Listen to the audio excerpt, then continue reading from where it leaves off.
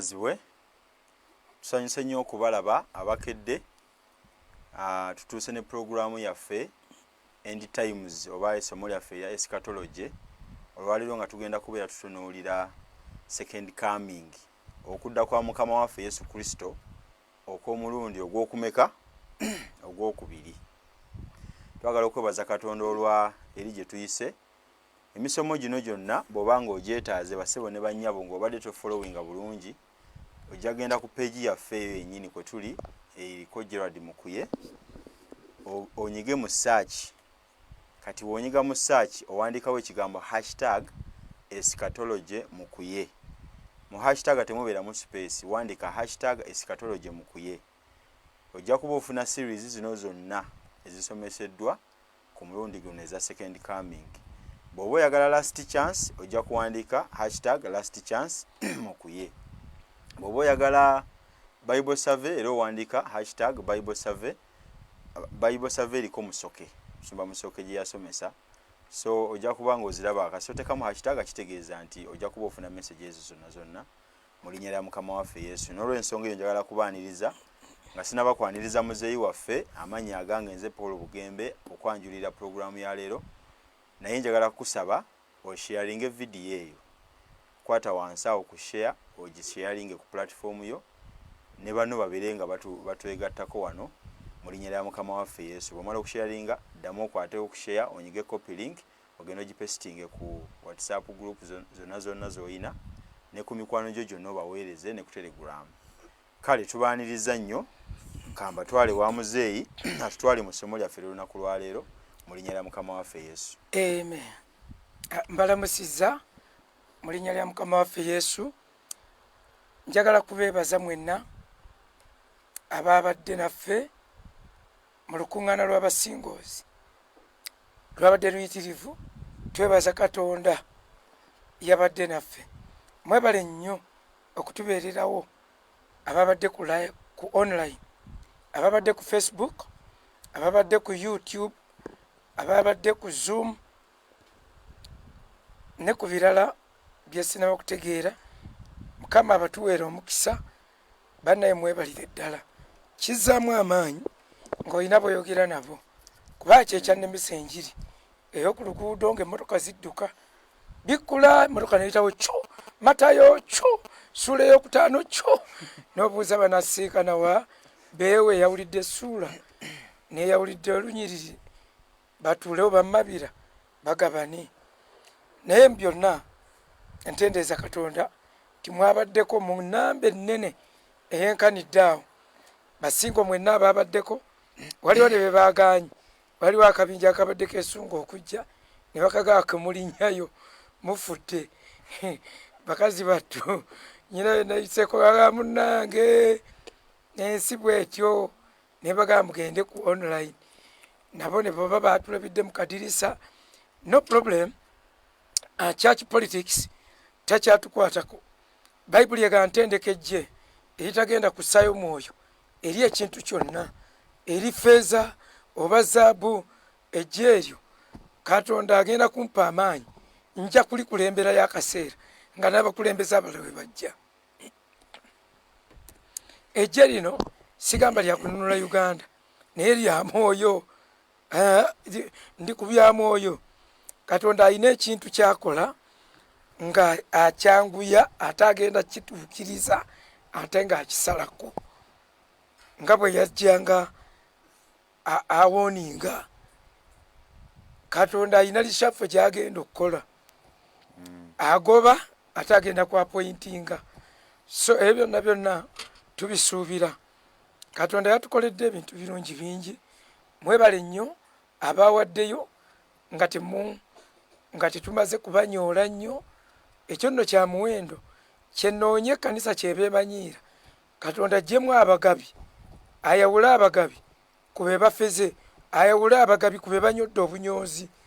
Omugabi yeekubiriza, omugabi alaba niidi, omugabi feeyo nno esitanda gye twagala okuteekawo ng'omuntu ategeera butegeezi n'agamba bambi they have spent, anteekemuko ku ssente. Obuweeza bwabwe si bya kiyaaye, kanteekemuko wano.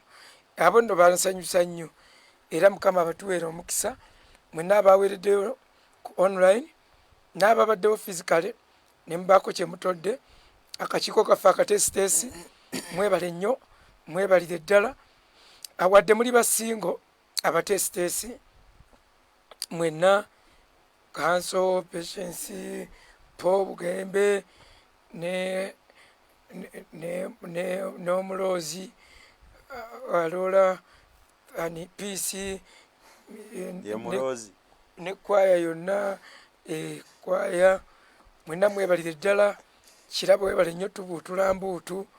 God bless you kirabo n'obwana bwaffe kirabo yakoze omulimu kyadde kiyitirivu Stella Kozina azina naye maama katono zinemu awo naye maama nga waliwo abeeronda badde bajja kuneka tekivuddeeyo omusumba okwekunkumula nesooka nkireka naye oguddako mujja kundeka mujja kundeka twabike ne kirabo. Okay, kale olukiiko lwonna olutesitesi tubakkiriza n'okutegekera abafumbo olukuŋŋaana oluddako wadde nga temuli bafumbo kama abawa ekisa mutegekera abafumbo kubanga mu buweereza buno abafumbo tulimu nze ne tica abafumbo be basingamu obutini ne dina akati ate omukadde saagala muyingiza nnyo mu byakuteekateeka omukadde mukyala Bugembe maama Mukuye naye naabisobola saagala muyingiza mu byakuteekateeka nnyo kumuzunza pozi nga mutambuliza mu motoka nyina bye nagenze musalako njagala musaako mu motoka imwe ng'ate omutwe amuvuga teyavugako mu Buwarabu so tugenda kikolako naye nga gwayasinga okwagala omuvuga mu linnya lya ate anaakola ki mu linnya lya Mukama waffe Yesu. So olukuŋŋaana lw'abafumbo lwe luddako deeti egenda kuba ebabuulirwa nalwo tujja duteeka either mu Sheraton oba mu Serena bweyinaaba bitulemeredde nga tubakomyawo wano polapola ku luno ekyokulya kijja kubaawo. Waliwo omweya complain ne ku luno kyabadde omusungu waliwo omweya ngambye dadi mwagamba harvest egabudde ye adde amanyi bye tusoose obbawa appetizer emmere ejja emmere eyo baagirinze bangi naye nga banaye Mukama ab'omukisa okubazzayo ku ndya oli gino ey'ekirokole ne mugigumiikiriza baana batukabudde mino gyeri enva ebiri n'eccupa ya soda naye era tukyebaliza Katonda tukyebaliza Katonda mune gwabba gwe yakugula siringi 3 then eccupa ya soda munange omuntu aba kutaddemu n'agula n'apangisa n'ekifo si kibi n'akatono. Good start. Thank you organizing committee chairperson organizing committee Patience ne Kanso mwebale nnyo okukikolerako ddala. God bless you. Ab'ebyuma mwenna tubeebaza Mukama abawe nnyo omukisa. Twebaza muzeeyi Bugembe olw'okutuzaalira abaana Mukama amuwe nnyo omukisa. Abaana be bali Katale ensi ebayayandira Mukama amuwe omukisa. Okay, kakati bassebo ne bannyabo olukiiko lw'abafumbo tugenda kuba olukuŋŋaana tululanga omufumbo bw'onoosigalayo nkubulya nja kuweereza drone ebyokusaaga bijja ku bbali tulina okubayamba olw'empaka mu ngeri yonna naye ng'abafumbo tujja beetaaga mangu mweyohoolo ojja n'omusajjawo bw'agaana yanaamanya naye ojja kujja n'omwami wo deeti tujja kugibawa mu bwangu ddala. Tuli mu kuluyiya kulaba nga tufuna ssente tuluteekewo mubera temulina kyakwekwasa.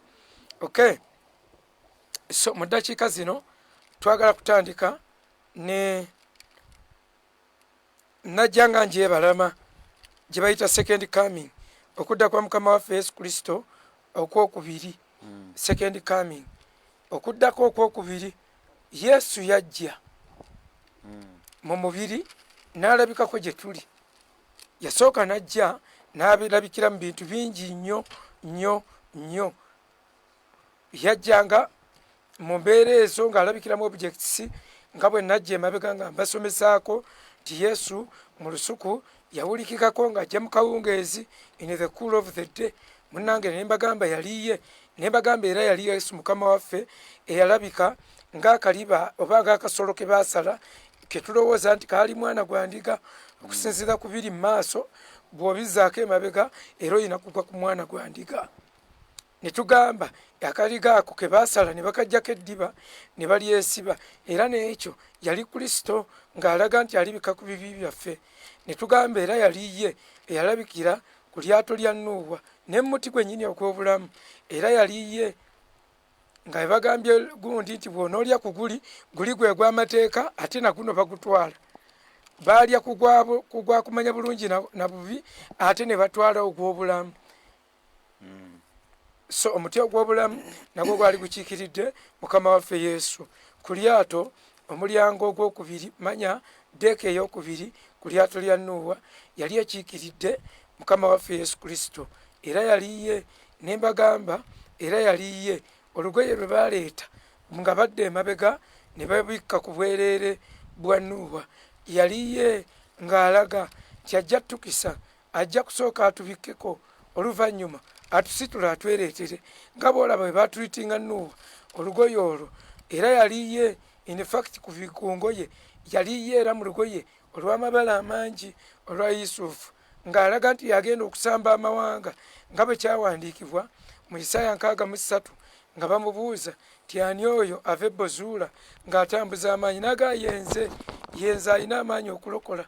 Ne bamubuuza obeeredde ki omumyufu naga nsambye essogolero ndisambye bw'omu olugoye lwange kyeruvudde lugendamu amabala. Era yaliye ku lugoye lwa Yusufu olwo olw'amabala amangi kyova laba Yusufu balumwambulamu ne balusiigasiiga omusaayi ne baluddiza kitaawe nga balaga expression eyo nti Yesu Kristo bw'anaamala okutulugunyizibwa n'okusiigibwasiigibwa bw'atyo tibagenda ate kutwala agenda kutwalayo nga saddaaka ng'alinga agamba kazi oliyotuma mimi minamaliza n'oluswayiri luyingiddeyo mu linnya lya mukama waffe Yesu. Yaliye mikwano gyange nkugamba era yaliye eyalabika ng'akabonero akamusoke ku ggulu nga Katonda bw'anyiiga balabira akabonero akamusoke naffe ero ne batulagula mu Zabbuli ne batugamba munywegere aleme okunyiiga kubanga wanyiigira ako kaba kabonero ekkubo liba libula. Yaliye bassebo ne bannyabo ate yalabikirako muntu gwe bayita Isaaka ng'omuntu yaliye anti Isaaka bamutikka enkuba zimwetikkirako ne batuuka we batuuse ate n'azeetikka nga Kristo bwe bamwetikkirako omusaalaba n'abako waagutuusizza manya ate ne bagumuwa n'agwetuusiza e Gologoosa. Noono omwana bwe yali nga bw'olaba bwe bamuteeka ku nku nga bagenda okumusaddaaka okumutamineetinga bw'atyo ne Kristo bwe yateekebwa ku musaalaba. Kristo nga tannaba kubeera terminated yali mulamu, yasigala mulamu, omubiri ne bagutta n'agenda eri n'abuulira enjiri emagombe ye nga sina byaliko ebyo nti banzise nentiisayo omulambo nga sibyeriko nga si nsonga. Era bwe yamala enjiri n'ajja n'ayingira mu mubiri gwe n'avaayo ebyejjinja byonna teyabimanya. Kyekiri tosala mwana wo lyo ddoboozi eryo nga Katonda Kristo yamugamba eri ramasaba kushana kitange akantu ke kamu yali yako ka expression yako kafiga ako kolaba ku lusozi lwa Moriya era yali Kristo oyo kyokka ate era yaliye eddoboozi bwe lyamala okulabika ti tomusala mwana wo ti behold the Lamb of God caught in the thicket. Era yaliye omwana gw'endiga ogwo gwali gukwatiddwa mu kisaka. Munnange yaliye mikwano gyange yaliye eyalabikira mu bintu eby'enjawulo ebingi. Yalabikirako mu kire emisana nga kibasiikiriza omusana nga ye ambuleera yaffe kisiikirize kyaffe yatusiikiriza ne tutalita musana yatwebalamya ku mabbali g'amazzi amateefu. Era yali Kristo yennyini eyalabikanga empagi ey'omuliro ekiro okubamulisiza anti Kristo yetabaaza emulisiza ebigere byaffe. Yaliye olwazi olwatambulanga olwabavangako emabega. Mu Bakolinso ekisooka essula 10 layini ey'okuna bayibuli egamba ti era olwazi olwo olwabavangako emabega yali Kristo. Kakati bassebo ne bannyabo, Yesu Kristo ono awona wonna ng'alabikira mu ezo images. Yaliyo omuti gwe baateeka mu mazzi ne gubbulula embazzi, yaliye omuggo gwa Musa, yaliye mwe yagulabikiramuko, yaliye yalabikira mu bintu bingi. Ekkubo eryabayisa mu nnyanja. Otyo yaliye ekkubo eryabayisa wakati mu nnyanja, era yaliye ng'alaga wakati mu nnyanja. Ennyanja etegeeza nsi, wakati mu nsi yagenda tuteerawo ekkubo nga tuyitamu nga tewali mulala yenna asobola kuliyitamu. Yali mukama waffe. Bassebo ne bannyabo, yali emunyenye ekeesa obudde. Yaliye ye yagwanga mu kidiba ekya Sirowamu, Yokaana 5 kuva ku lunyiriri olusooka mpaka ku lwokutaano. Gwe bagaa n'abimbisa amazzi, ye yagabimbisanga, wadde bayibuli awo yateekawo nti malayika.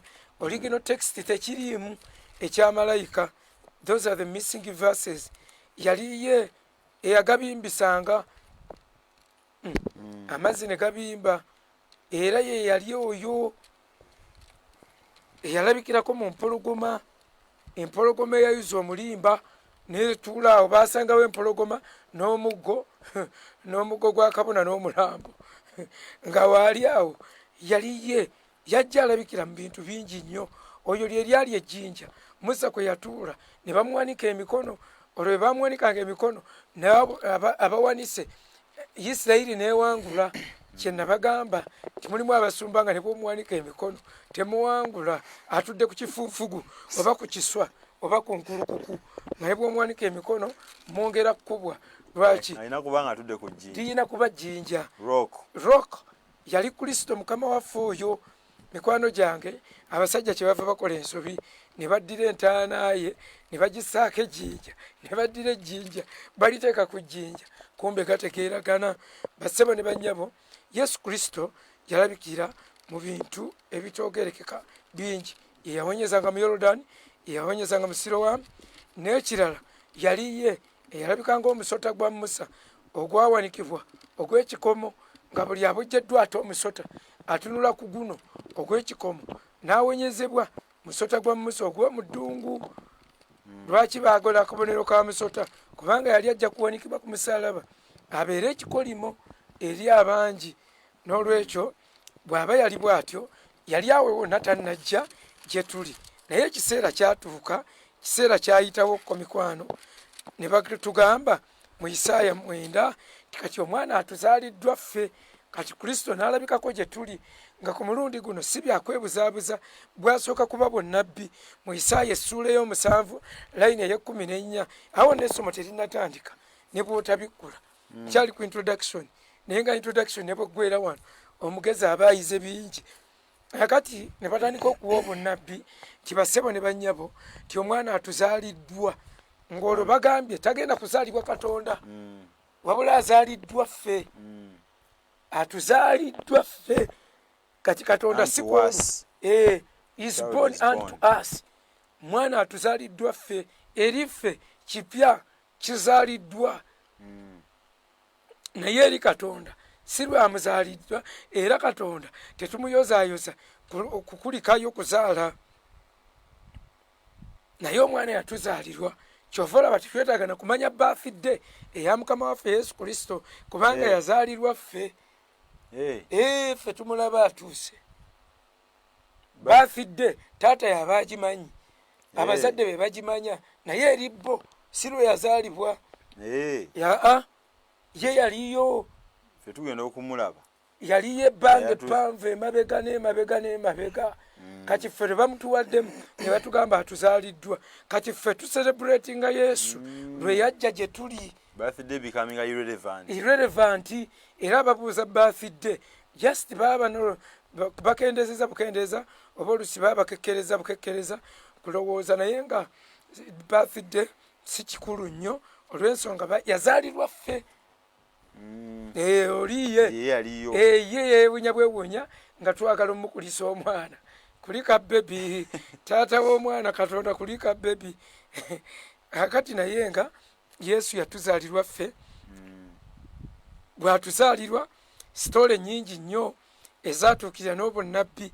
akati gwa wentuuka bw'amala otuzaalirwa eyali ekyama ekyakwekebwa edda nedda bayibuli bweyogera mu Bakolosaayo 1:26 ti kaakati ekyama ekyali kyakwekebwa edda nedda kibikkuddwa ku mulembe gwaffe. mulowooza muwulira nti babikkula mubikkule.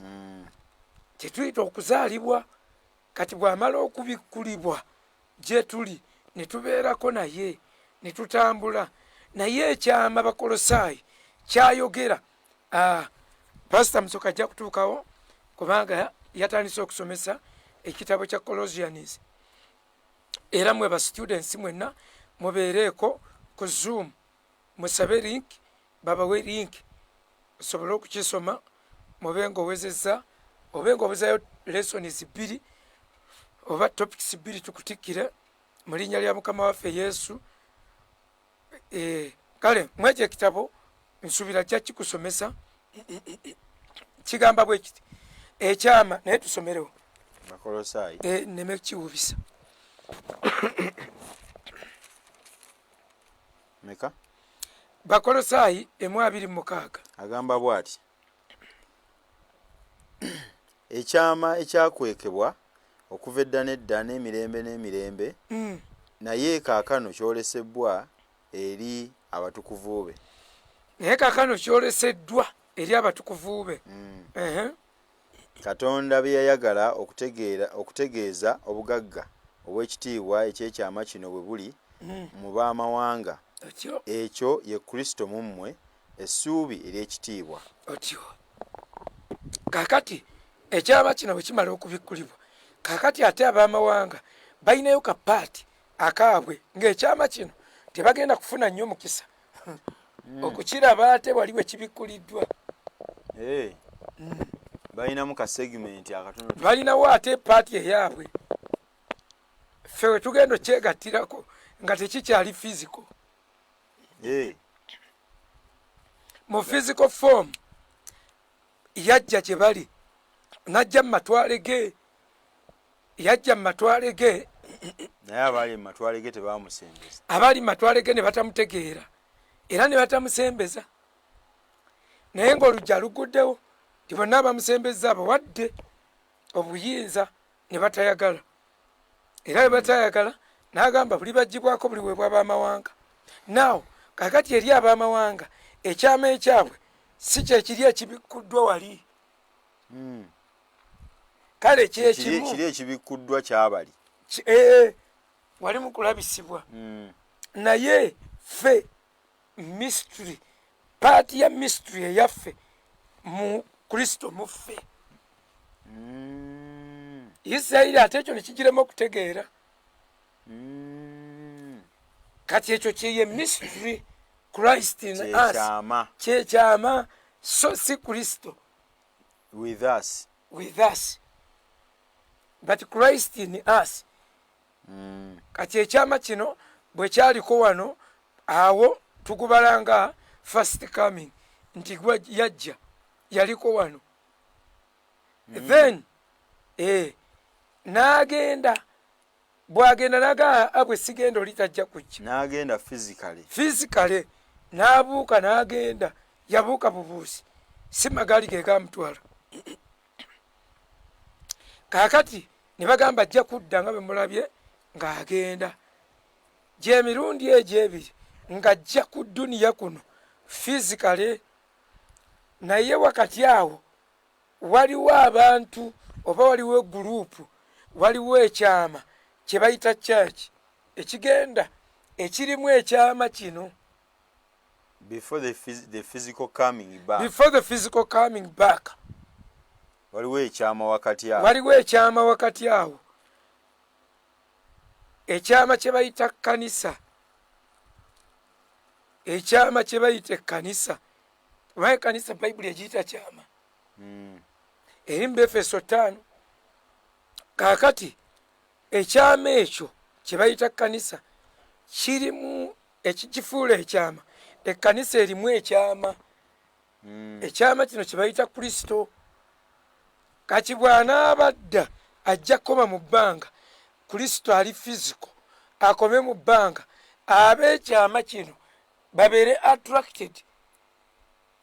Bayibuli kyeyise nti tugenda kukuŋŋaana ku ye, okuŋŋaana waali rapture, kugenda kuba kuŋŋaana nga tewalina kintu kyonna gw'olaba bulabi ng'osobodde okwetaba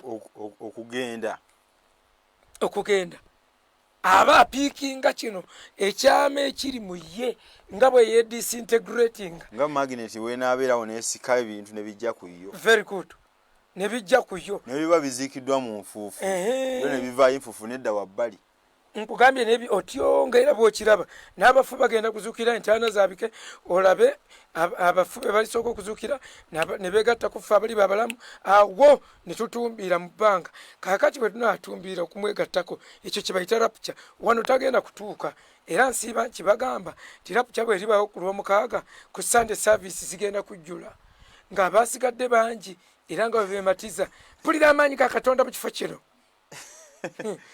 Wali atambula wuyo mukwaya Musumba Tabanga yajja nga twasigala. Mwandirabye nga siriiwo. Kitegeeza nange bandirabye siriiwo. Gwe walabanga nga siriiwo. Naye nga kyegezaako okubagamba. By the way, it is very very easy. Kubanga Bayibuli bwegamba nti alijja ng'omubbi. Ekyo kyokka kyayogera okujja ng'omubbi kirala nnyo. Bayibuli nga kuli bakutemya kikowe. Kiri kigenda kuba so slight nga bw'olaba kibunoomu ng'ekintu kyawedde dda. Kibunoomu nga bw'omulaba kutemya kikowe kaseera katini bwe kati, within a moment. Kye bayita rapture it means being quickened, quickly being taken away, being snatched.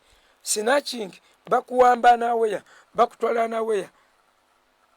Va ku bino ebya kidnapping olwanako. Naye wali n'ekikutwala toliyiza wadde okuba enduulu. Eyo ye rapture. Kaakati second coming ensi okumulabako, Isirayiri yo gyerinze. However, Isirayiri ku yo eyo ejja kuba first coming. Kyova olaba northern gate, northern eastern, northern gate ekyali nzigale era baateekawo emiti nga bagikoze bwe bati baggalawo. Ne weepampaliko okuyita mu northern gate eyo okinnyonnyoka wakyali waggale era bo bakkiriza ajja kujja. Balinda mwagenda okuyita omwo. Teggulwa toweepankira nabo. Ajja kujja era bamulinze. They are waiting for the king. Balindirira kabaka era bamulinda bo kuzaalibwa ogwabwe ogusooka. Kati fe second coming ekkanisa yegimanyi, yegitegeera oba yeeyina ogitegeera. Isirayiri tegimanyi, ye mulinda bulinzi okujja ku okusooka, yeerinda kabaka. Era bw'alijja Zakariya essula 12 layini ey'ekumi Bayibuli egamba bagenda kumubuuza ate ezo enkovu wazijjawa. Bwe baliraba enkovu z'ebibatu bye mbwali bagamba baganda bange be bazintuusaako. Bagenda kutuula mu bika byabwe bakube emiranga mbu buli omu akaabe n'okuggwamu endasi ng'omukazi bw'akaaba mbu ng'afiiriddwa oba ng'omuzadde ng'afiiriddwa omwana we ow'obulenzi. Ku balenzi bakaabe nnyo. Anti omwana w'obulenzi yasinga okuluma. Owulira nakazadde. Kakati basebo ne bannyabo okukaaba okwo bagenda kuba bo balaba aliba bikkulira bubikkulizi. Agenda kibabikkulira bubikkulizi nga bamubuuza ku nkovu. Bw'ali baga nti yaliko wano ne bamuyisa bubi, we bagenda okukaabira nga tolina kyakuzza n'okaaba. Wali obaddeko awo nga history. You cannot take a part in history. You cannot revive history. You cannot improve on history. You cannot edit history. Naye nga tekyabaawo. No gamba, I'm so sorry. Kyazze bwe kityo, but I don't know naye. Simanyi kyenyinza kikola. Simanyi nga kyamala ne kiggwa. kati bwe batyo bagenda okubeera nga bali so desperate nga you wish you were there. otyo nga bawulira omusango era nga bwolaba ku Yusufu. Yusufu baganda be baamuwaayo nga tebamanyi nti waliyo second meeting.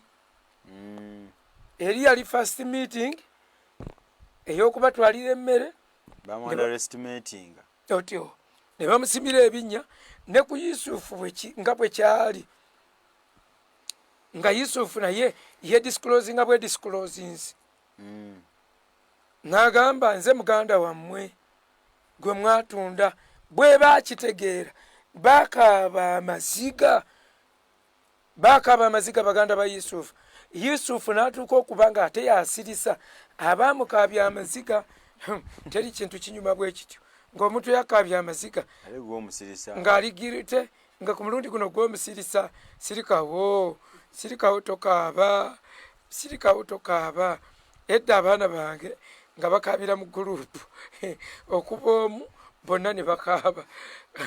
Baali bakuba Victor Empiso Raini yasookamu waawe oli gwe bakuba Empiso gerumye Raini bonna kati Raini bwe yaddeeka nannyonnyolamu banne Melody naye n'agattako atabaddeewo bonna nga bakaabira wamu nga balina solidarite nabagamba kaabe tica ng'abonerezza omu beekuŋŋaanya newe kaba kawungeezi ne bwebaddi kati nga bannyumira era nga waliwo tica ng'agaba baakubyewo ekika kugambye ekika kitudde Melody abakuŋŋaanya ne bavaayo nga beeramudde nga beesalidde n'omusango kooti y'abantu. So basebo ne bannyabo anaye bugambo gamba obusagala bwabawugule kundi obooleza mu bintu by'abaana bato. So mikwano gyange njagala kubagamba nti Yesu bali agenda kwedisclosinga gye bali ku ssaawa envannyuma naye nga bw'olaba Yusufu by the way kano mukayige nako kubanga bwe ekimpitamu mba njagala nkyogere kisigalako ku mikutu nfe nga sisigadde mu kantu konna nga kemmanya akatuufu. Abagezi abalala bali kigwako ne bakyongerayo ng'abalala bakyali mu church politics kagali basebo ne bannyabo. Yusufu ekiseera we yabeerera ne Misiri nga aproviding Abamisiri ng'alabirira Abamisiri omukisa guwa Abamisiri fule baganda be baali ebbali waagwo nga ne Kristo bw'olaba bwadiiringa n'ekkanisa ey'abajentayiro kati ate abantu ababe bennyini be bali ebbali w'omukisa guno ate bannagwanga be basinga ogufunamu otyo be basinga ogufunamu bano bajja ate bazze kugula buguzi era baganda be okubonaabona kwe baabonaabona ennyo okulya ku mukisa gwa Yusufu muddeeyo ate abatereddemu ekikopo ate muddeeyo ate sente azibatereddemu ate bagambye ate okubona ekyo ekibonyoobonyo ekyo ky'owulira ekyo kyekibonyoobonyo ekigenda okuba ku Isirayiri ye 666 ng'obulokozi agenda bubawa era abo batereddewo naye nga birimukko okutegana ng'ate Omumisiri tategana afuna bufunyi ye yakkiriza Yusufu n'amwambaza empeta n'amuwa authority. Omumisiri nakkiriza nti talina magezi. Omuyudaaya ono ye mugezi. Ffe ab'amawanga kye twakola ne tugamba ffe tuli bubwa. Omukanani yatukulembera mu kukkiriza nti oke tuli bubwa tukkiriza okulya ku bukunkumuka. Era Yesu Omukanani n'amugeraageranyiza ku kukkiriza n'agala talabanko kukkiriza. Omukanani n'afuna ne kiteekawo precedence nti omutukuvu we ku lw'ekkanisa abamulamu lwa kukkiriza. Ffe ekitugatta ku Yesu tewali kirala kitugatta kukkiriza bukkiriza. By faith we live. We are justified by faith. Otherwise bwe tuddayo eri mateeka ffe tetugwanye wadde odisongako olunwe ng'oggyeko okuba nti tegaali gaffe tebaagala n'ogayimbe nagayimbako kuba kwemoolera ddala kwennyini. So bassebo ne bannyabo ngezaako okubagamba ti Mukama waffe Yesu nga bwe mulaba bali bwe kyali ku Yusufu nawano Mukama waffe agenda second coming agenda kwedisclosinga kwebikkula eri abataamumanya agenda kwebikula. Kaakati waliwo ebintu 8 ebirina okusooka okubaawo ebiri well documented nga bye birina okusooka okubaawo nga Kristo tannaba kudda. There are 8 well documented events that must take place before the Lord returns, and they are as follows. Bintu 8 ebirina okusooka okubaawo nga tannadda ku second coming. Kiri kye tugambye ekitali kya rapture. Ekisooka wagenda kubeerawo a great worldwide spiritual awakening. Wagenda kubeerawo okuzzibwa obujja mu nsi yonna, okuzzibwa obujja. Kubanga ffe tulina kye tugamba ti revival precedes judgment. Nti okuzzibwa obujja kwe kukulembera okusala omusango. Otyo buli wolabanga nga waliwo omukisa gwonna omanyanga ebiddako nga tonna guvuubiika. Ngenze nkiyiga nkiyize buleeti nti Mukama ayinza okukuwa leero kaasi. Omuntu n'akuwa miliyoni ya sente n'ogyonoona oba otambula n'olaba ekimuli n'okigula, oba ogiragira ne weetolola n'ogula n'olaba ki n'ogayye lwaki sigendako bano abadde bansumbuwa, n'ojjuzaamu fulu tanka n'otuukayo nga tebaliiwo ng'ovuze mayiraana n'ovuga n'oweta n'okomawo n'ogayye lwaki si kandabe ngule ki nkyala kwebaka ku mufaliso gw'amazzi weebake mukola bewe kunyeenya n'oganga tebinyuma n'okisitula n'okisimba wali mu kasoda mpaka weziggwawo n'ogulayo ku nti z'embizzi. Aye nti z'embizzi nno kale kubanga yo oluusi ebaddoozi eggulu nga lyeri kigambe. Naye mbadde ekugamba ti ekintu kino omala okuzoonoona kumba olidde solution ey'ebizibu. Katonda ye mugezi akusoosa solution oba wakagimalawo n'osiikana Goliaasi osanga obuyinja mu mazzi, obuyinja obulungi obuweweefu n'obulonda oba otambula mu kkubo n'obuguza omuntu. Goliaasi ng'ali oba wakabutunda n'osanga Goliaasi n'ogamba yimba kuba na buyinja n'obula ogenda obusuubula kugoba buguza. Musumba okanyumidde nnyo nti obeera solution osooka n'ogirya naye ng'ekizibu tekinnatuuka. Kale ekizibu kigenda otuuka nga solution wagirya nekikulya nekikuwuuta n'otandika why me Lord, why me? Because you ate the solution. Embeera ezo zintuuseeko emirundi mingi. Nze lumu Katonda yampako ku ssente nga nayagala dda ogulwa neiba oyo akapolotike, neiba atutawaanya, neiba ayomba, neiba akayana, embwa yagize wano, embwa yakoze eti, embwa mukazi gwe emba tayagala bintu byange, nze ndi mulunzi mbyagala. Naye nga nensaba Mukama ne mugamba nkwegaire mpa ssente. Katonda yanyamba nampa ssente. Exactly ezigula akapolotikali. Netandika okuziyiya ndikolemu ki kundyona nkola bulungi nnyo. Kasooke muweeko 5 zino kasooke nzikole bwenti, zino kasooke nzikole bwenti, ne madamu ono kamuweeyo ku ssente kanjireko bwenti. Naye abantu b'embaga bano bajja kunjya omuze kisiwagira mbaga kanzirumbe nenumba meeting ku meeting sasanya egaze ate kiri kyobadde planning ne mu mutwe kisooka ne kivaamu. Sitaani kyasooka okukuba nga nakulisa solution kyasooka okukuba munnange mba naakakimaliriza bwenti neibanga kya ngagamba ploti yange wakiri jimpe miliyoni 5 konze 5 nyingi na nyezo nagamba oyina mmeka deete 4 funye ekizibu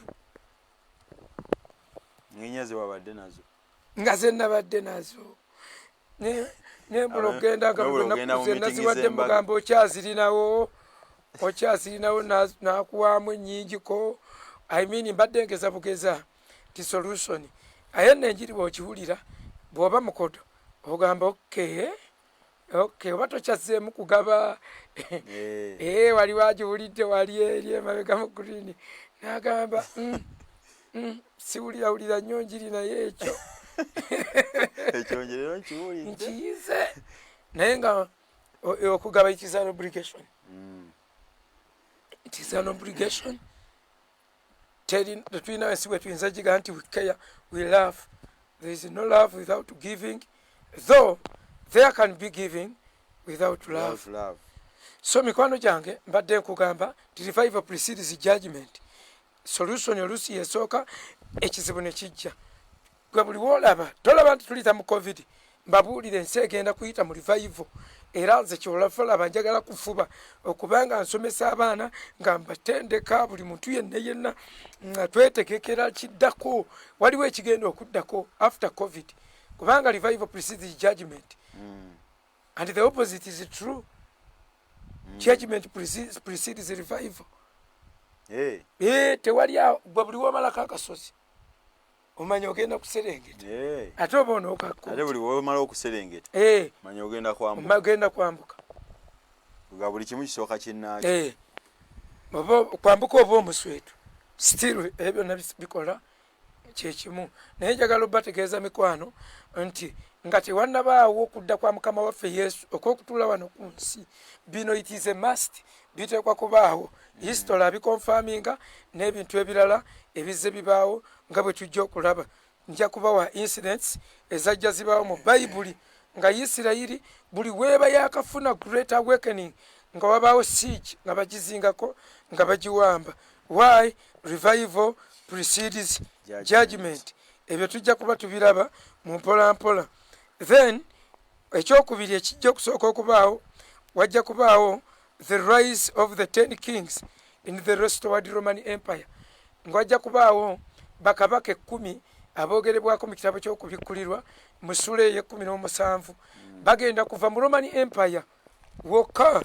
America mulekerawo gibalira ku bakabaka 10 abo tebaliiko enegenda kuba mu Great Roman Empire wali amayembe 10 kubanga bakabaka bonna be boogerako era bali awo bakabaka 7 era bakabaka 7 bali awo bakabaka 7 omuli Syria oba Syria omuli aboogerebwako bw'oba wasoma in fact bakabaka tuyina 2 4 6 8 balina kuba 7 naye kuliko ow'oku8 naye ate ow'oku7 kubikkulirwa 17 nsomewo ebikulayo ntuuseewo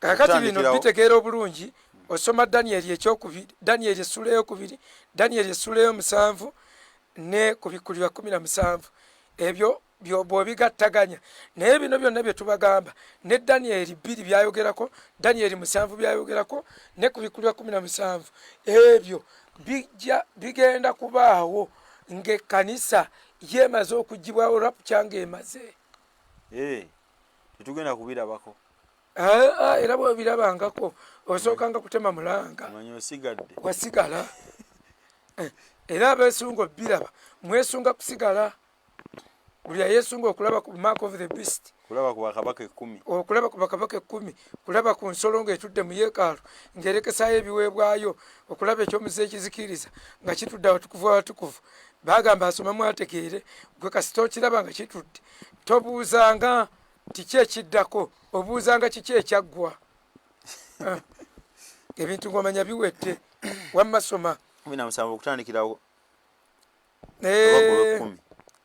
otandikidde ku lwa kumeka lwa 10 tandikire ku lwa 10 era be bakabaka 7 abataano baagwa omu waali omulala tannaba kujja era bw'alijja kimugwanira okumalawo ebiro bitono n'ensolo eyaliwo era teriiwo oyo naye ye w'omunaana naye ye w'oku7 era agenda mu kubula n'amayembe 10 ge walabye be bakabaka 10 abatannaba kuweebwa bwakabaka naye baaweebwa obuyinza nga bakabaka awamu n'ensolo okumala essaawa emu. Abo balina okuteesa kumu ne bawa ensolo amaanyi gaabwe n'obuyinza. Abo balirwana n'omwana gw'endiga n'omwana gw'endiga alibawangula kubanga ye mukama w'abaami era ye kabaka w'abakabaka era n'abo abali awamu naye abayitibwa abalonde abeesigwa. Naŋŋamba nti amazzi ge walabye akati ne bwerekerera awo wonna bw'osomawo ng'oli positive mu mutima Kristo agenda kudda bw'aliba akomawo agenda kudda n'abalokozi okufuga abamu kuffe we tuyimba nti tulifuga naye emirembe.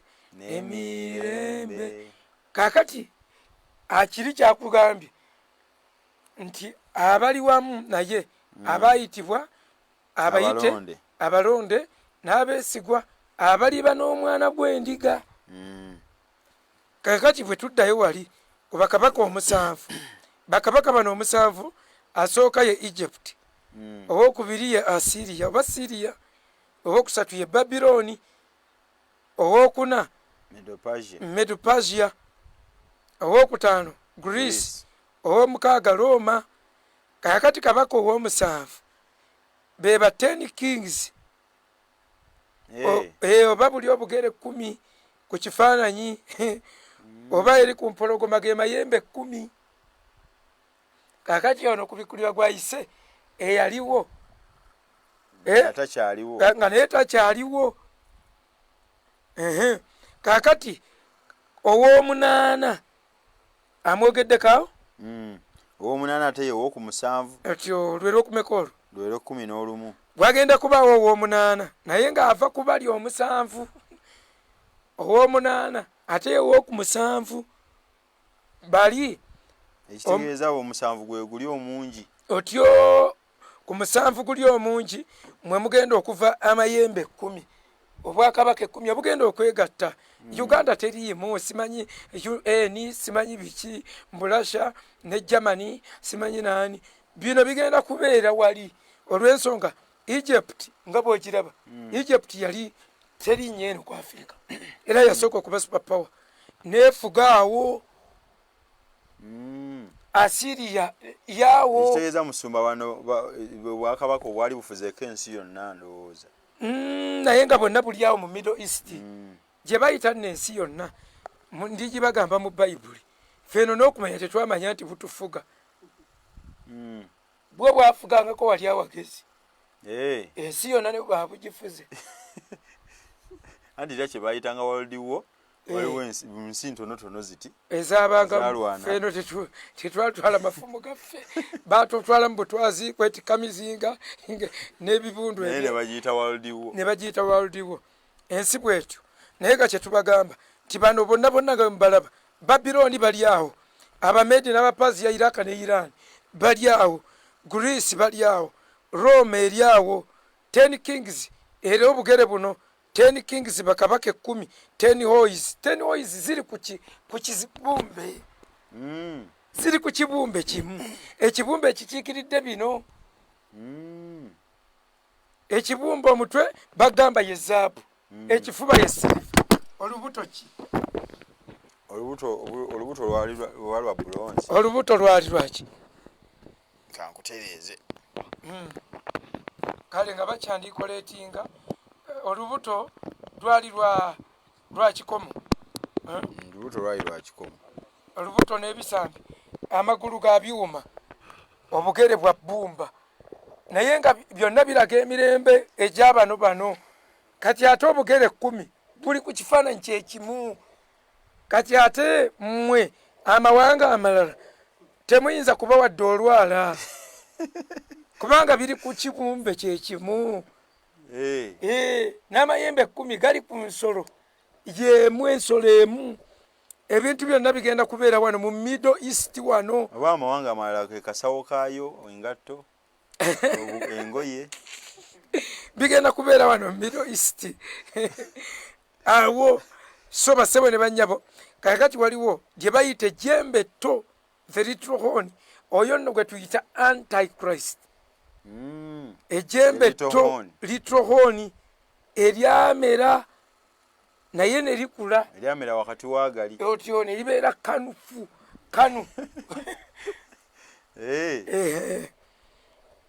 Therefore mbabuulira mu bubuulizi biki ebigenda okubaawo nga enkomerero nga Kristo tanadda second coming.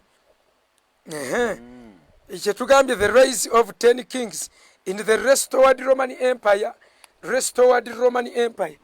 Roman Empire nezingiramu amawanga agali awo agali restored. Era Rome eno oluusi kyovalaba nga bassaamu nnyo kereziya amawanga akubeera restored awo nga Vatican zeetoololera awo Italy.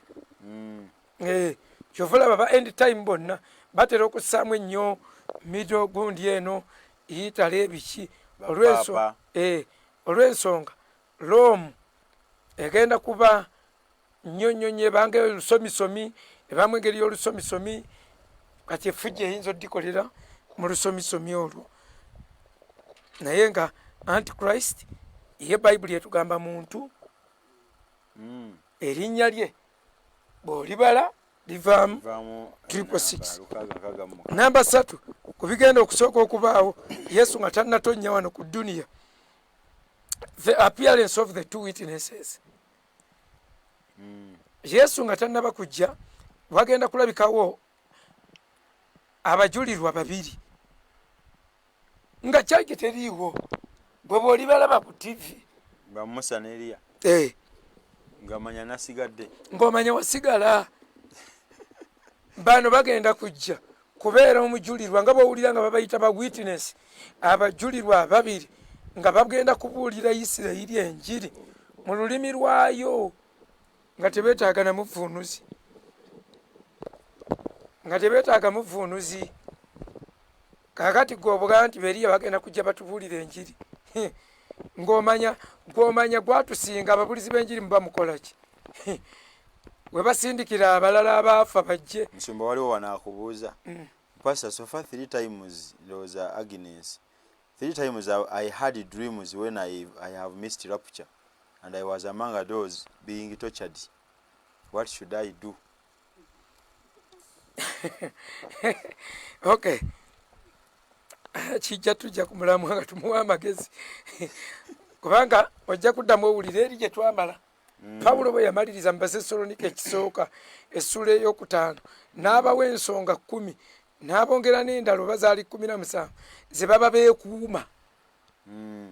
N'agamba bwe mwekuuma bino mumaze tebiriiko kuteeba by guarantee mwe mumaze tebiriiko mbu tomanya okulokoka nno ebintu nga kisa munange mukuyebwepanka naye okimanyi nti okuteeba geyeena kyangu si byakuteeba.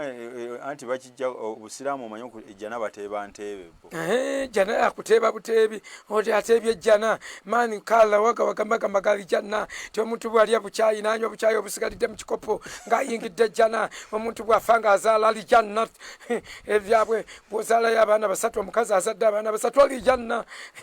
Maama erinaffe liriko assurance, lino liriko assurance. Batubuulira ne batuwa n'ensibo ye mwoyo omutukuvu batusasudde nako ate onsasulako n'osuubira okusigala.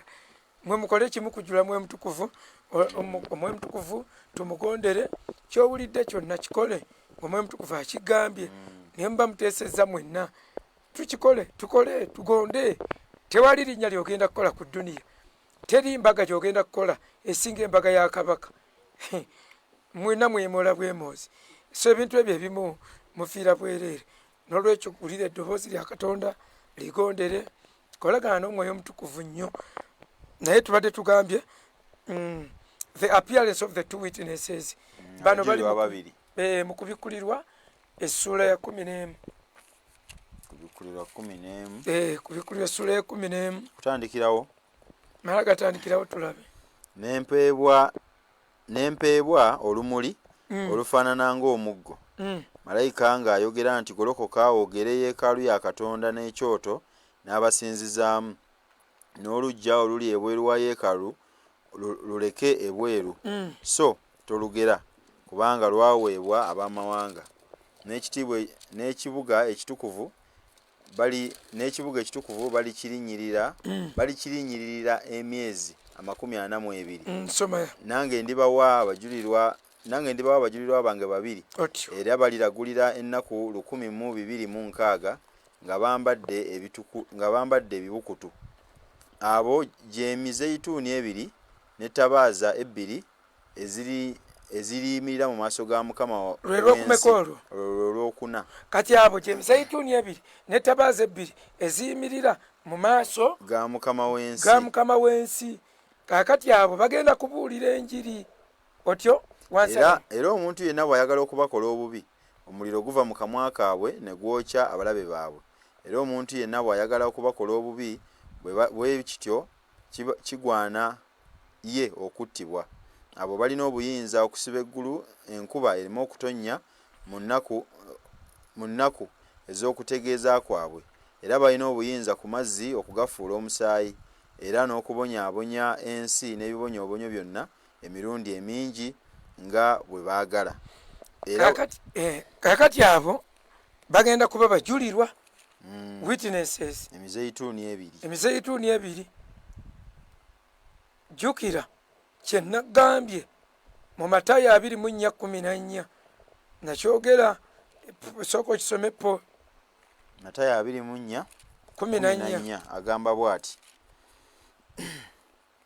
Matayo 24:14 nti n'enjiri eno ey'obwakabaka eribuulirwa mu nsi zonna okuba omujulirwa mu mawanga gonna. Awo enkomerero n'eryoka ejja. Kaakati bano bagenda kujja babuulire Abayisirayiri enjiri. Ensi zino zonna ze ziri ensi za Isirayiri. Zino zonna bo ojja kulaba nga babayita amawanga gonna. Naye enjiri eyo ekigyogeza in fact nti ensi zonna olugi luba luggule naye ng'olaba bulabi nga tusobola tuyingira ng'era ku Isirayiri okuba omujulirwa nga bw'olaba Isirayiri kati olugi lw'obulokozi luggule naye balaba nga tebalina maanyi. Ngamba enjiri ebabuulirwa naye nga waliwo munda olugi olugale. Naye ng'enjiri ekola ki? Ebuulirwa amawanga gonna nabo nga mwebali. Kati n'eyaabwe egenda kuba yabuulirwa bo ye target naye ng'ebuulirwa amawanga gonna.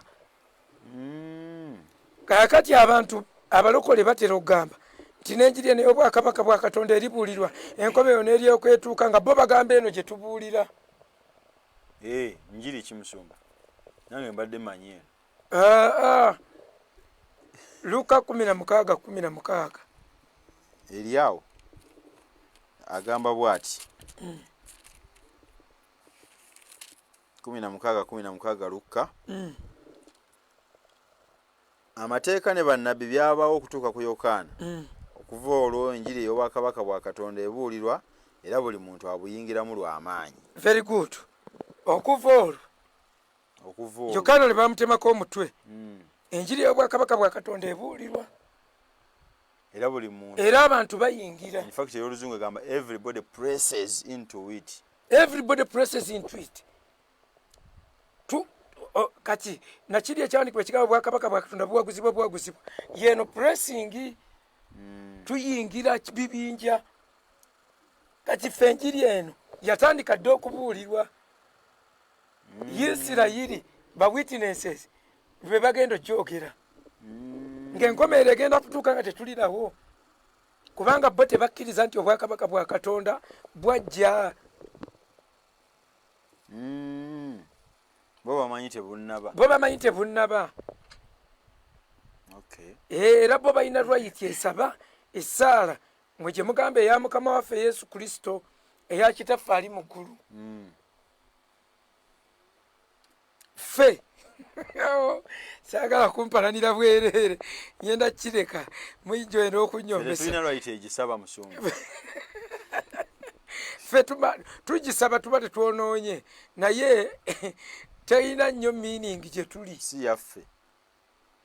Kitaffe ali mu ggulu waliwo eyajja n'agamba buli alaba kunze ng'olabye kitange. Bali ne bamugaana kyava abalagirira bwe mubanga musaba musabe. ngawe muŋŋaanye kati musabire kitaffe ali mu ggulu muganye erinnya lyange liganye okutukuzibwa mu mmwe erinnya lyange livumiddwa okeesa obudde eri ab'amawanga ku lwammwe kati mugambe eryoli erinnya lyo litukuzibwe obwakabaka bwo muganye obwakabaka buno kati mubusabe bujje naye nga otulwedde bwali bumaze ng'ate olwedde bwano buzze waliwo obuzze bwakabaka bwo bujje muganye will of God to be performed on this earth byagala bikolebwe mu nsi musabe let your will be done here tukkiriza kati ono abagamba okusaba yaleese that perfection aleese wiiru ne bagigaana mugenda kutuuka ogikoowoola mumugambe bwe muti amaze obbalaba obukakanyavu bwabwe yabulabirawo ne mu Matayo 19 yabagamba Musa kyeyava abalagira mugobe bakazi bammwe kubanga emitima gyammwe mikakanyavu kati ayogera eri abakakanyavu abaziiza wiiru ye yajja aboogerako mu ngero ng'agamba mutabudde okwagala kwaki mujjuludde enteekateeka zange zonna eyo ye bayibuli akati abagamba mbanga musaba era ekigambo kyayogeraga faswalu antum if you are to pray bwe muba bw'oba oli awo bwe muba bamusabe nga mufunyemu akagiraagira timwagadde okusaba musabe bwe muti musabanga bwe muti kakati abamu we bagambira nti ate yali akigamba batume nga tekigenda kukoma ku batume bokka abatume bayisirayiri nga bakiikiridde ffe n'abayisirayiri wadde baali batukiikiridde eno essaala bali babakkirizaamu nnyo baali bagibawadde ffe obwakabaka obwaffe buli mu Balooma essula 14 layini ey'17 ffe ingredients ezikola obwakabaka kati awakana zino gwojja kumbuulira Baluumi 14 olunyiriro lw'okumeka 17 agamba bw'ati kubanga obwakabaka bwa Katonda si kwe kulya n'okunywa wabula butuukirivu na mirembe na ssanyu mu mwoyo omutukuvu wabula emirembe obutuukirivu n'essanyu mu mwoyo omutukuvu whereby tebakkiriza mwoyo omutukuvu whereby essanyu ya of course yajja nalyo emirembe the peace of God, peace with other people. Israel takkiriza peace with others, peace with God, bo tebabirinako ebikola byonna obwakabaka bano bagayi tebalinayo n'akamu obutuukirivu Pawulo yennyini yayogera nti bagezaako okukola obutuukirivu obwabwe ku bwabwe mu Balooma essula 10 naye obutuukirivu bagezaako okwekolera zenziina tibalina okunyikirira mu Katonda naye si mu kutegeera bafuba bakola obutuukirivu obwabwe obw'okunaaba n'okunyumunguza mu matu n'okuvaawo yenayina n'awulira ng'ali twahara ng'olwateredde ne bambala ebyeru ne babeerabeerako awo bawulira tebaawula kutukula na butukuvu nakutuukirira bo balowooza obukyafu banaaba bunaabe kakati obwakabaka bo obwabwe bwakujja let your kingdom come obwakabaka bwo bujje let it come tukkiriza kati bring it kati ate obwaffe tulina bwo tuli baana ba bwakabaka ffe tuli baana ba bwakabaka era tulinamu ffe ababuulizi abaffe Yesu yaleka abasengese obuweereza obwo butaano tetulinayo birala nammwe n'aliita abatume bannabbi ababuulizi b'enjiri abasumba n'abasomesa obuweereza butaano obwo bwe bujjawo ekkanisa obwo bwe bupafekitinga ekkanisa kubanga yagamba ekkanisa eyiye agenda gituukiriza agireeta ajanjula eri kitaawe nga terina bbala wadde olufunyiro agenda gituukiriza ati agenda ginaaza n'amazzi g'ekigambo kye kaakati buno obuweereza obutaano bwonna ebbanja lyabwo buyina kukozesa kigambo mazzi ga kigambo kababe babulizi banjiri temuyina right etulaga ngatto Yesu yampe ngatto mujje nze Yesu ye yampa omukyala mujje moroka yiyawo girabe eringa ekisolo yiyo nyonyi nazifuula bugaali when I was in Boston banange abasajja batwegombesa Boston nga buli agendeyo Boston akati ngakaalo akamu nga temukwogera Boston obambuli esaso babiri waliwo akaalo akosime bakayitaali akazibu okwogera Massachusetts Massachusetts kakati obana nabagendanga Massachusetts bakomangawo ne batugamba bava Boston nga kabalimi okwogera tetumanyi era ababyegatta tumanya kibuyaga mungi eyo kakati tetumanyi bintu ebyo naye nga abasajja boogera Boston leero bwe ndaba abali ku mikutu nga muli mu Boston nga muli beetowaze ngamba bana abagendayo baali bakyakala nnyo ate bana abaliyo nga tisibakyakati nga tebayagala nnyo kuba musajja anyenyayenya obusumuluzo kwandayo nabiwasini Boston nogamba ama oba Boston kipapajo kya ggulu naye newe mikwano gyaffe abali mu Boston mutusonyiwe okuboogerako nga temwatuwadde lukusa naye nga kyetwagala okubagamba tubadde ku point kyawo tubadde twogera ku point eno eya obwakabaka buli nga basaba busabe obwakabaka nga basaba busabe ffe tuli nabwo naye tuwa buno obwaffe nti bwo buno bulimu emirembe essanyu waliwo olunyiriri oba luli mu Luka 17 ove ku lwabiri agwo Luka 17 luddo dusoma bbanga ddene naye lugamba nti obwakabaka bwa Katonda nsoma 2 bwe yabuuzibwa abafalisaayo nti obwakabaka bwa Katonda bujja ddi n'abaddamu n'agamba nti obwakabaka bwa Katonda tebujja nga bweyolese tebujja si bwe buno bujja okujja nga bweyolese so tebaligamba nti laba buubuli buli wano oba nti buli wali Isirayiri bwerinze obuli fiziko kubanga laba obwakabaka bwa Katonda buli mu nda yammwe buba munda nawa nayongerako naga nti n'abagamba abayigirizwa be nti ennaku zigenda kujja lwe mulyegomba okulya olumu ku nnaku ez'omwana w'omuntu lwe mulyegomba okulaba olumu ku nnaku z'omwana w'omuntu so temulirulaba waliwo lwe bagenda okusaba mpaka lwe banakkiriza Abayisirayiri nti aweereddwa omukisa oyo beegomba olunaku kweganga bwe banagamba nti pulezidenti yamala wano ennaku 3 ku buli omuntu bw'abeera successful nga waliko naye otuuka ekiseera noweegomba oli wayindinga omukolo obulungi waba wamukola bubi nga history abenga adda emabega obenga omukola bulungi lowooza ku nsonga ezo mikwano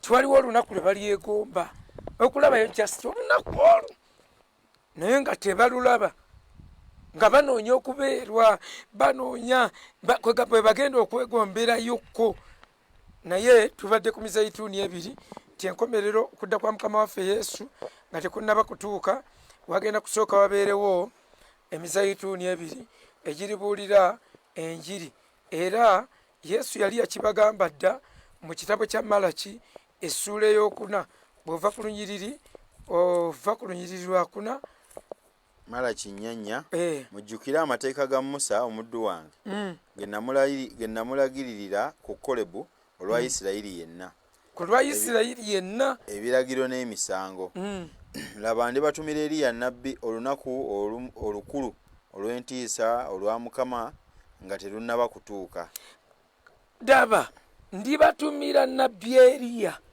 olunaku olukulu olw'entiisa nga terunnaba kutuuka era alikyusa emitima gy'abakitaabwe eri abaana wano Malaki tuzeeyazika ne tuzoogera olw'ensonga Katonda akyusa era bw'omusaba kyusa abaana bange baagala kitaabwe abikola sigaye nti temuzikoonako sigaye nti temuzoogera naye njagala ozoogere ng'okimanyi gurupu ki Katonda gy'agamba batumira Eriya ng'olunaku lw'obusungu olunaku lwa mukama terunnaba kutuuka agenda kutuma emizeituni gino ebiri asoose kwogera ku Musa enyiriri oluddako ebbiri n'ayogera ku Eriya ku lw'abaana ba Isirayiri ndibatumira Musa ndibatumira Eriya Musa asoose mwogerako omuddu we gwe yawera amateeka ku Kolebu kati olw'okuba Musa yalina obuyinza ku mazzi ate nga tulaba Eriya yalina obuyinza ku muliro tulaba bulabi nga ku Bikulyo Sula 11 bweyogera ku mizeituni ebiri egirina obuyinza ku muliro ne ku mazzi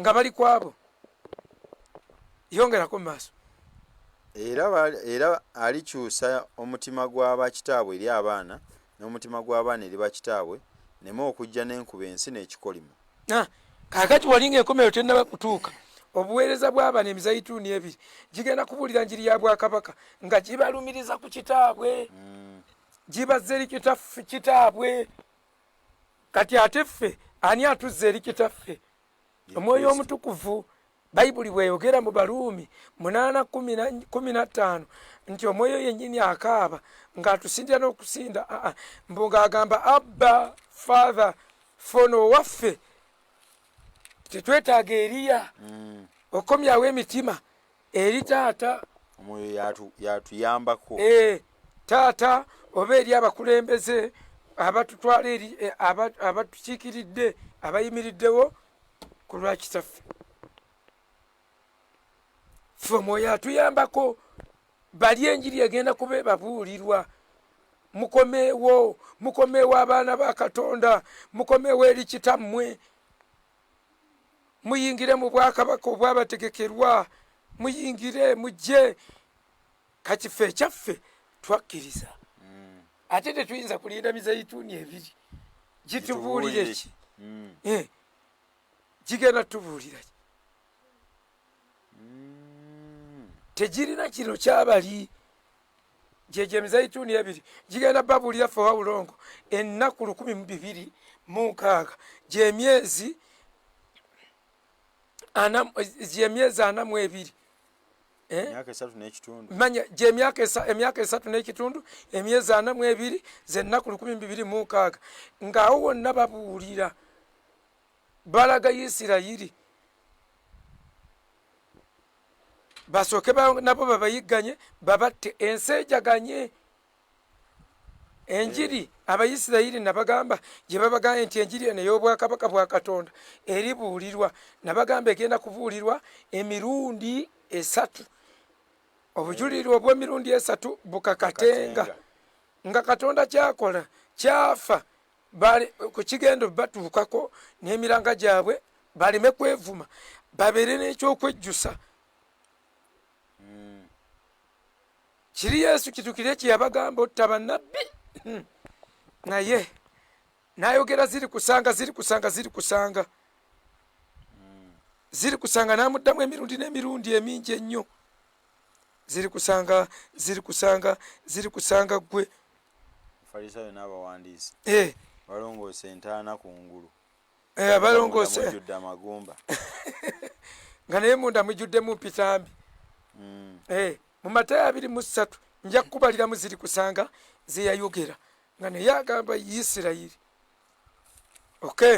siriwe ng'asalya Isirayiri omusango naye bwe tugenda mu maaso twagala kubalaga tibagenda kubabuulira enjiri emirundi 3 bujulirwa obw'emirundi 3 bukakatenga bagenda kubabuulira enjiri ey'emizeituni ebiri kyokka waliwo ne bamalayika lwe bagenda okubuulira enjiri olunyiriri olwo lumbuukako nnyo bamalayika lwe bagenda okubuulira enjiri ku Bikulirwa 14 olw'omukaaga nenda bamalayika ng'akutte enjiri 14:6 ku Bikulirwa agamba bw'ati nenda bamalayika omulala ng'abuuka mu bbanga ery'omu ggulu ng'alina enjiri ey'emirembe n'emirembe okubuulira abatuula ku nsi na buli ggwanga n'ekika n'olulimi n'abantu ng'ayogera n'eddoboozi ddene nti mutye Katonda mumuwe ekitiibwa kubanga ekiseera eky'omusango gwe kituuse mumusinze eyakola eggulu n'ensi n'ennyanja n'ensolo n'amazzi kati enjiri ye bakuwaddeko ne sampo etopiki zagenda okubuulira mumuwe Mukama ekitiibwa mumusinze ye yakola eggulu n'ensi n'ebirimu ng'enjiri ye bagikuwadde nako sampo ey'abamalayika. Lwaki bano bagenda kuba tebatya Katonda? Bayibuli egamba obwonoonyi balinga obungi nga tebatya Katonda. Abakakanyavu kati olw'obukakanyavu obwo ono enjiri jazze nayo. Naye kakati ekibabuzaabuza abalibuulira amawanga n'egundi ebyo byonna n'amawanga gagenda kuba gabiwulira naye nago agagamba twakoowa. Kati okubuulira ensalo Katonda tazikubawo naye target yabagimanyi. Target group Isirayiri bagenda gibuulira bamalayika. Gurupu endala egenda okubuulira Isirayiri enjiri era ey'obwakabaka. Era noono gamutye Katonda ayogera kabaka mukkiriza oyo ajja bali kabaka. Okay, enjiri ababuulizi namba 3 abanaabulira Isirayiri enjiri be bano abali mu kubikkulirwa essula ey'omusanvu layini ey'okuna 7:4 kubikkulirwa agamba bw'ati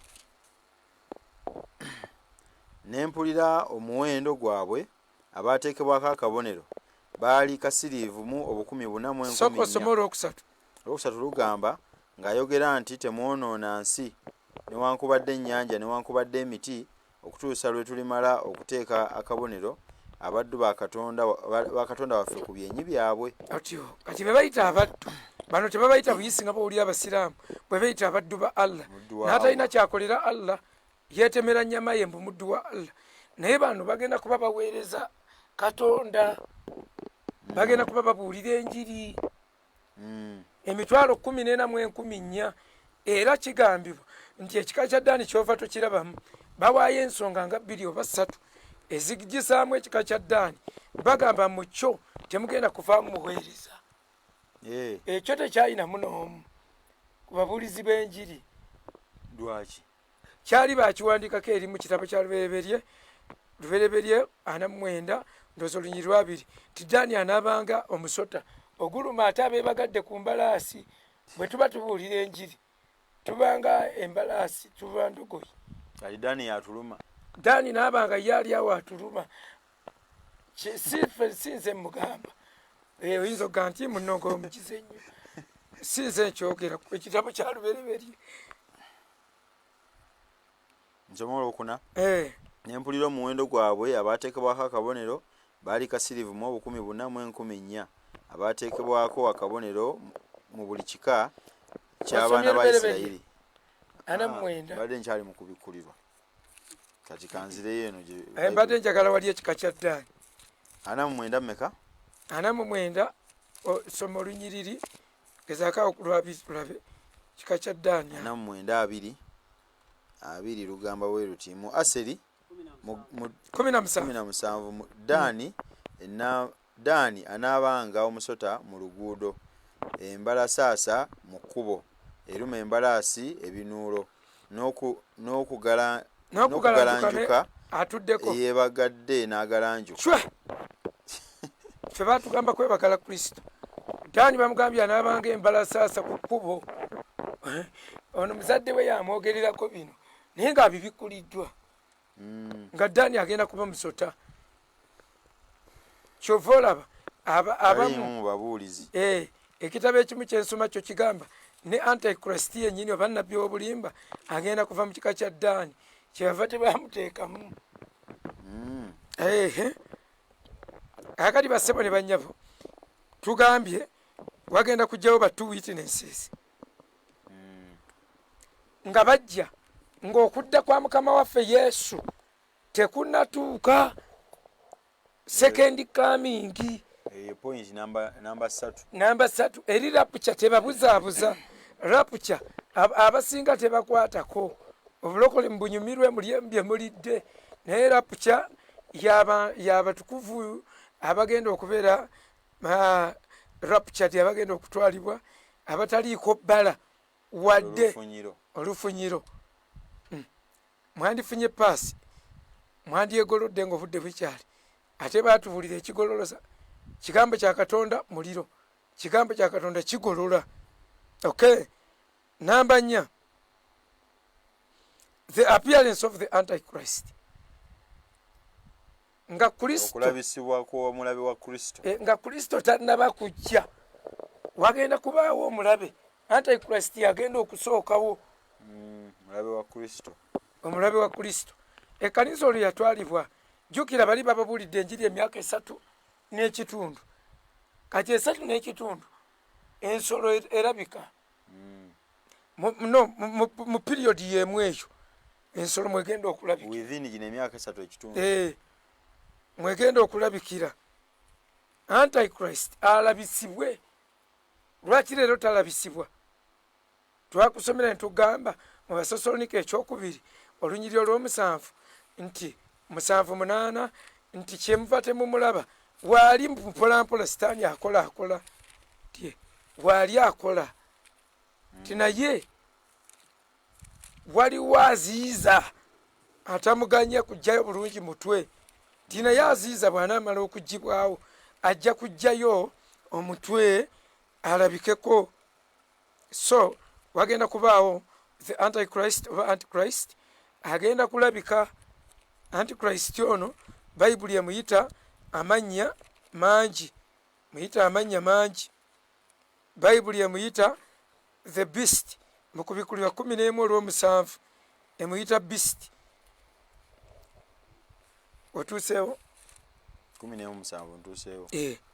Agamba bw'ati, era bwe baliba nga bamaze okutegeeza kwabwe ensolo eva mu bunnya obutakoma erirwana nabo era eribawangula era eribatta. Ensolo neyongereyo ate 17:8 17:8 agamba bw'ati, ensolo gye walabye yaliwo era nga tekyaliwo era egenda okuva mu bunnya obutakoma okugenda mu kubula.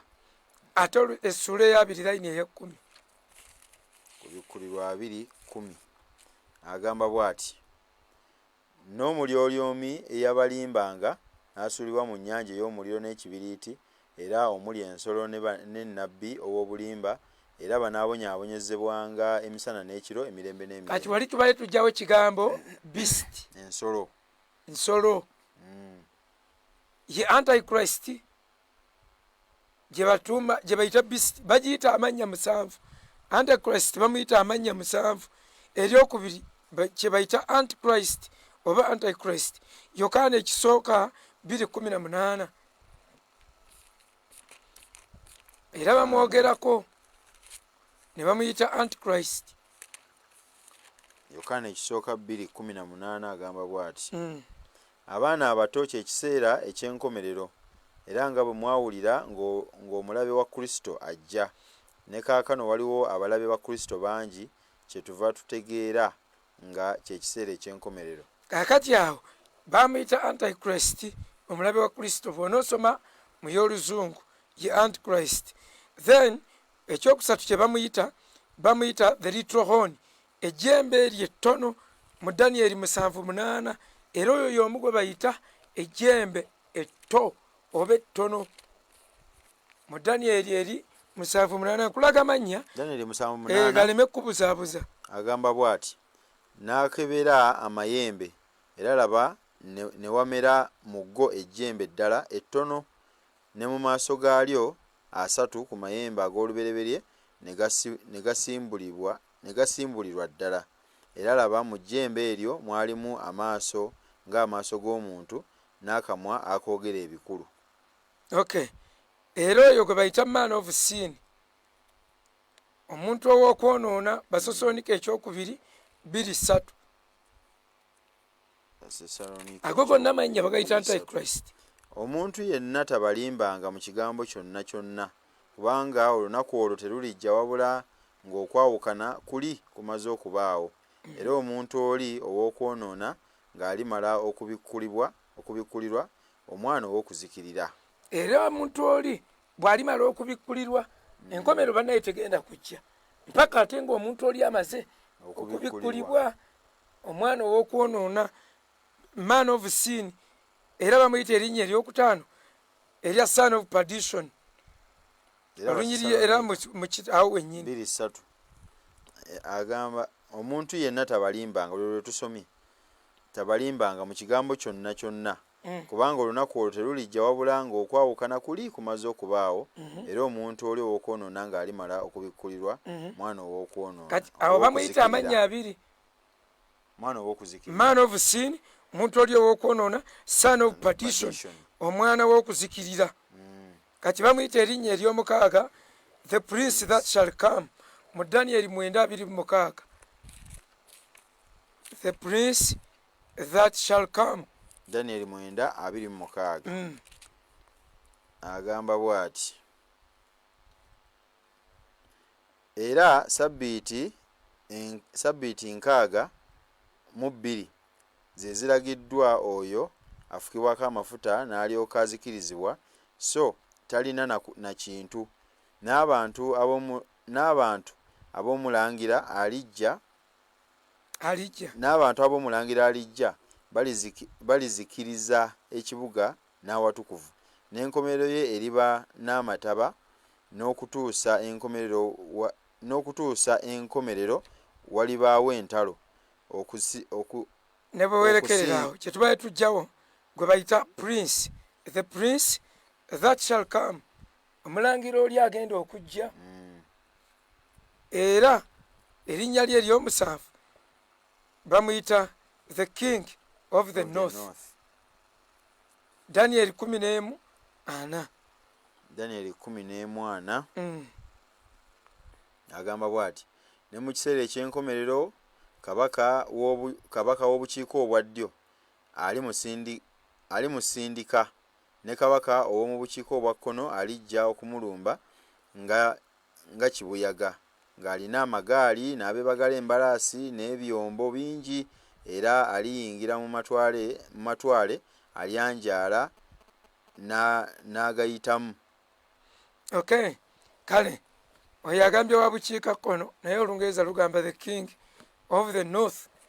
Kakati ako ke mannya ke bamuyita basebo ne bannyabo tubadde ku point nga tugamba ti ebintu ebigenda okubaawo ng'enkomero nga Kristo tannaba kutonnya wano kulinnya ku ttaka lino erya Isirayiri.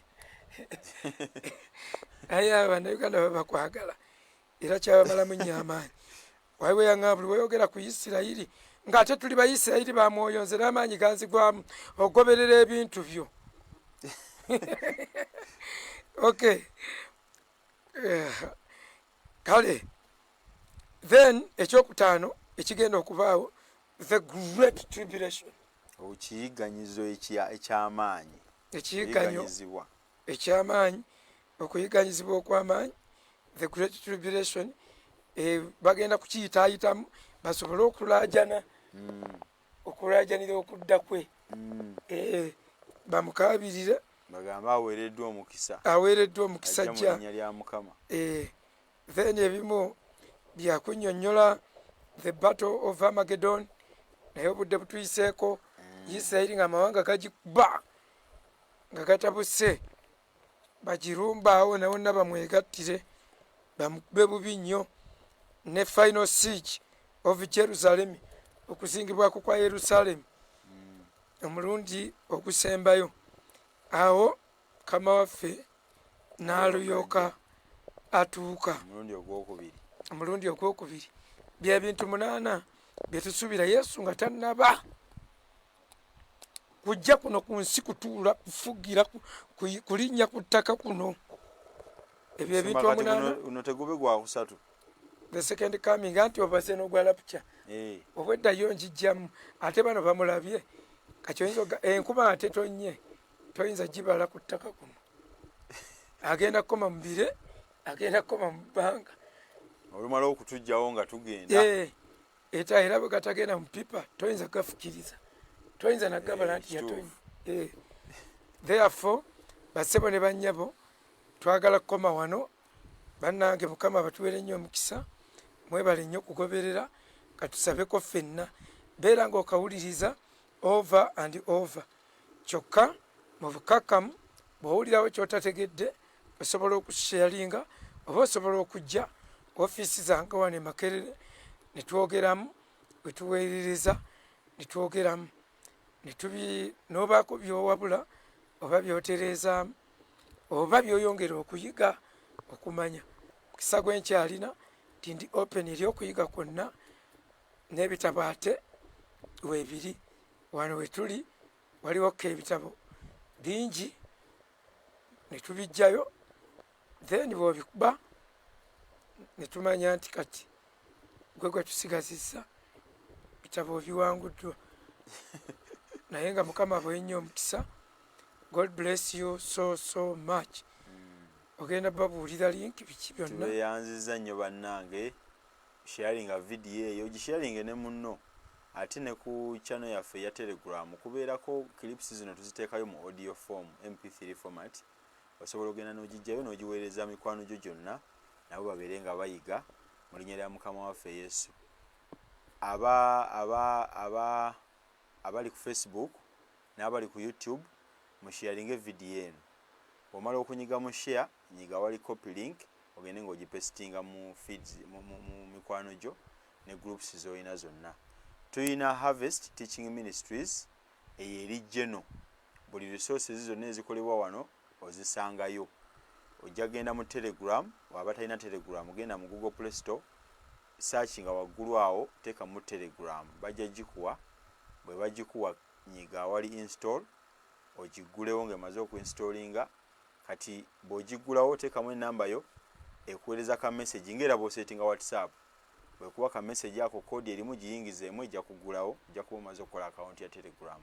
Kati nyiga wali waggula wali search oteekemu ekigambo Harvest Teaching Ministries ojja kuba nga osobola okukola ki okujoyininga. button ebeerawo wansi awo tetwetaaga kuteekayo otuweereze enamba tukuteekayo ngaawo ku WhatsApp naye button olaba group eyo button ebeerawo wansi ya joining oginyigako. Ekirungi nti toyina kyojja missinga kasito joininga nabiri byonna ebyemabega ojja kuba obiraba ebikuleetera awo automatically oba teweetaaga tugamba nti mumpeereze ku buli obukadde. Nakugambye oba oyagala followinga series zino genda mu Facebook yo searching awali search wotypinga ng'osearchinga nga wonanoonya mukwano gwo erinnya lye nga akugambye mpeereza friend request gwawoteekawo tandika ne hashtag ka hash kamanyi bulungi kawandiike akadaala omala okwongerezeeko ebigambo bino wammanga. Bw'oba oyagala okusoma bino ebya eschatology ebya end times wandikamu ekigambo eschatology mukuye naye nga tekirimu space hashtag atebeeramu space